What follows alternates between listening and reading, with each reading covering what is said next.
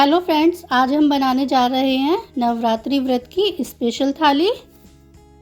इसमें बनाएंगे हम फ्रूट्स रायता, साबूदाने की खिचड़ी, पनीर की सब्जी, फ्राइड आलू और कुट्टू के आटे की पूरी। तो चलिए सबसे पहले हम साबूदाने की खिचड़ी बनाते हैं। यहाँ पर हम एक नॉनस्टिक कढ़ाई ले लेंगे और इसमें हम देसी घी डाल लेंगे। इसको अच्छे से गर्म कर लेते हैं। गर्म किए हुए घी में हम कटे हुए आलू डाल लेंगे और इनको हमें धीमी आंच पर फ्राई कर लेना है। आलू के कटे हुए पीस बहुत ही अच्छे से ब्राउन कलर के हो गए हैं। इनको हम साइड में कर लेते हैं। इसी घी में हम कच्चे मूंगफली डालेंगे और इसको हल्का सा फ्राई कर लेंगे। फिर इसके बाद हम यहाँ पर काजू बादाम को भी हल्का सा फ्राई कर लेते हैं।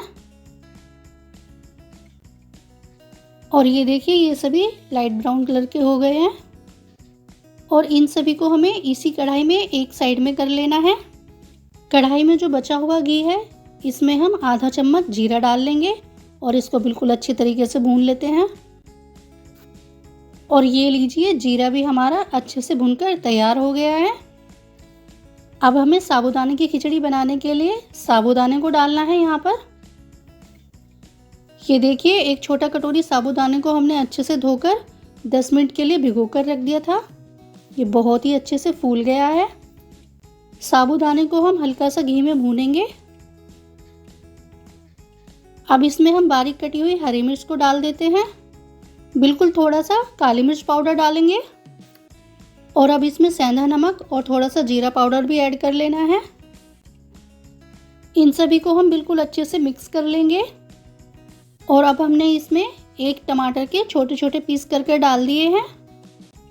3 से 4 मिनट तक हमें इसको ऐसे ही चलाते रहना है, जिससे कि साबूदाना आपस में चिपके ना। और ये देखिए, साबूदाने की खिचड़ी हमारी पककर तैयार हो गई है। अब हम यहाँ पर बारीक कटा हुआ हरा धनिया डाल देंगे।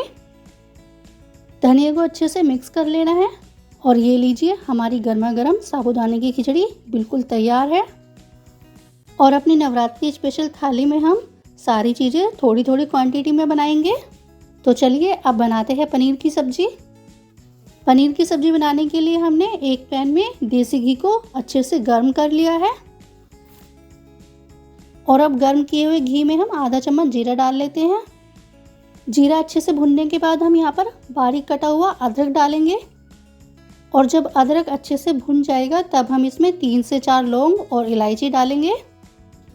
और इन सभी के बाद हमने यहाँ पर पिसा हुआ टमाटर डाल दिया है। टमाटर को मसाले में अच्छे से मिक्स कर लेते हैं। और इन सभी में हमने बारीक कटी हुई हरी मिर्च, सेंधा नमक और काली मिर्च पाउडर को ऐड कर लेना है। सभी को बिल्कुल अच्छे से मिक्स करके हमें 2 से 3 मिनट तक टमाटर को अच्छे से पकने देना है। घर पर ही उबाले हुए दूध की मलाई को हमने यहाँ पर लिया है।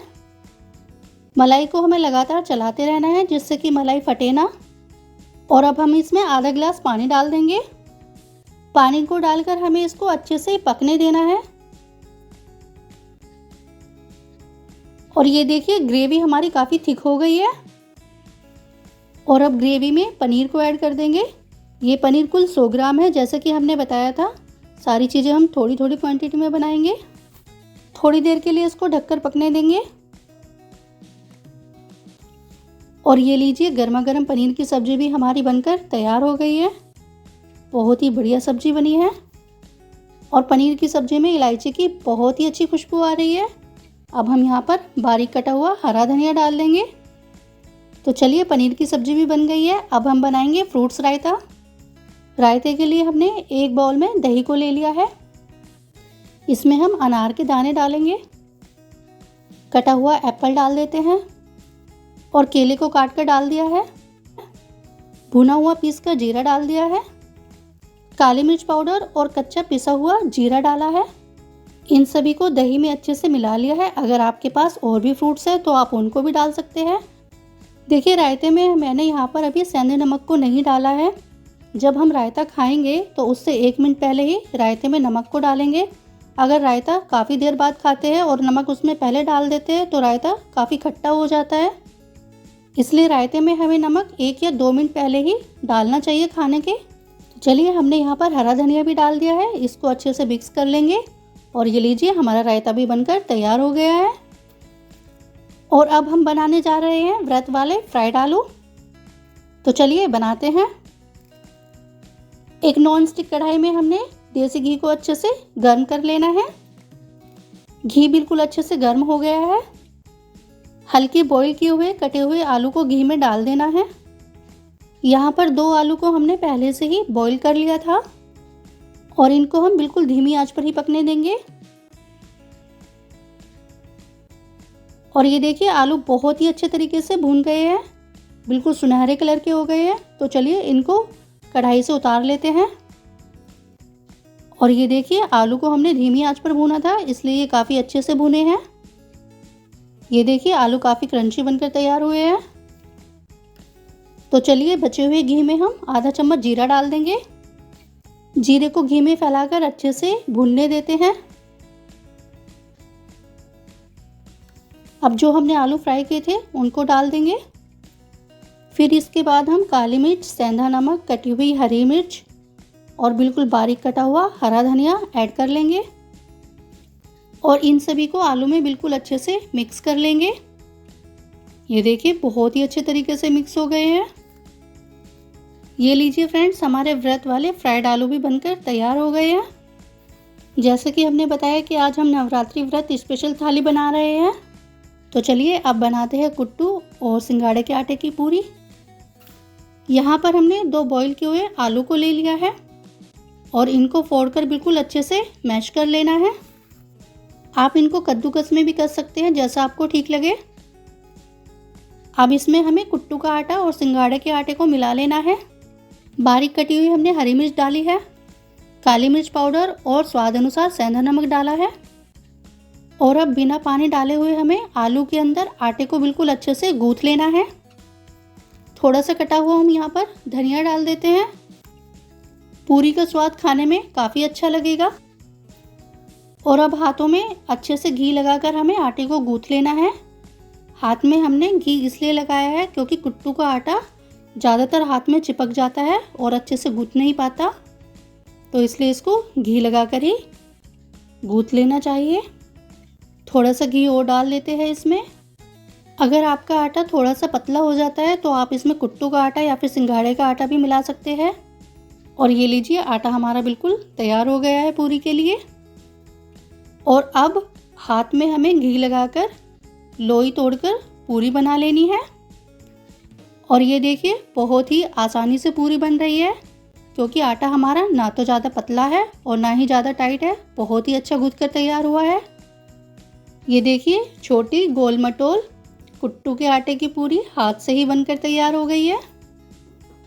पूरी को हमें कढ़ाई में बिल्कुल गर्म तेल में ही डालना है, जिससे कि ये कढ़ाई में चिपके ना।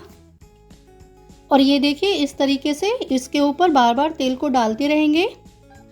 अभी कड़छी से हमें पूरी को टच नहीं करना। और ये देखिए धीरे धीरे हमारी पूरी फूलने लग रही है। और ये लीजिए कितनी बढ़िया तरीके से हमारी पूरी फूली है, एकदम करारी पूरी बनकर तैयार हुई है। और बस इसी तरीके से हमें सारी पूरियाँ एक एक करके ऐसे ही बना लेनी है। और ये लीजिए इसी तरह से हमारी सारी पूरियाँ फूली फूली बनेंगी। देखिए फ्रेंड्स, पूरी बनाने के लिए जब हम कुट्टू का आटा गूंथते हैं तो उसको हमें ज़्यादा देर तक गुथा हुआ नहीं रखना चाहिए, क्योंकि कुट्टू के आटे में नमक डाला हुआ होता है, जिसकी वजह से वो काफ़ी जल्दी पतला हो जाता है और पूरियाँ भी बिल्कुल फटी फटी आती है, हाथ से अच्छे से बन नहीं पाती। और कुट्टू के आटे में पानी ना डालकर उबले हुए आलू को अगर आप अच्छे से पीस कर डालेंगे तो पूरियाँ काफ़ी अच्छे से बनेगी। तो चलिए फ्रेंड्स, कुट्टू और सिंघाड़े के आटे की पूरियाँ भी हमारी बनकर तैयार हो गई है। इस तरीके से हमारी थाली अब बिल्कुल तैयार होने जा रही है। और ये लीजिए जितना भी हमने नवरात्रि में व्रत का खाना बनाया है सभी को एक एक करके अपनी थाली में सजाएंगे। और फ्रेंड्स, हमारी नवरात्रि स्पेशल थाली बहुत ही स्वादिष्ट बनकर तैयार हुई है। अगर आपको मेरी ये नवरात्रि स्पेशल थाली अच्छी लगी तो आप इसको लाइक और शेयर ज़रूर कीजिएगा।